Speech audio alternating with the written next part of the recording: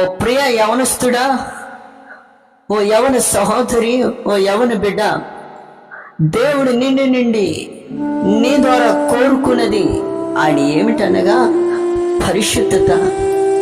నీవు పరిశుద్ధంగా ఉండాలని, నీవు నీతిమంతుడిగా ఉండాలని, నీ యవనాన్ని బట్టి ఎవరో నిన్ను తృణీకరింపక నీ పరిశుద్ధతను బట్టి ఆయనకు ఘనత రావాలని ఆయన కోరుకుంటున్నాడు.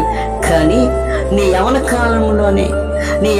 కాలంలోనే అపవిత్రమైన పనులతో, అపవిత్రమైన ఉద్దేశాలతో, అపవిత్రమైన చూపులతో, పాపాలతో, క్రియలతో నీ ఉంటున్నావని దేవుడు చింతపడుతున్నాడు.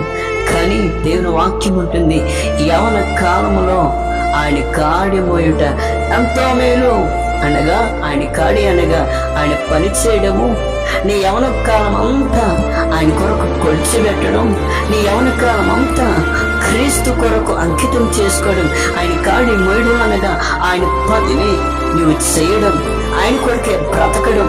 నీ యవన కాలం అనగా ఆయన కొరకే మోయాలి, ఆయన కాడి మోయుట ఎంతో మేలు. కానీ ఆయన కాడి మోయాలని ఆయన అంటే పాపమైన కాడిని మీరు మోస్తూ, అపవిత్రమైన కాడిని మీరు మోస్తూ శాపంలో మునిగిపోతున్నారా? నా ప్రియ యవనస్తులారా, నా ప్రియ దేవుని బిడ్డలారా, క్రీస్తుని కాడిని మోయండి.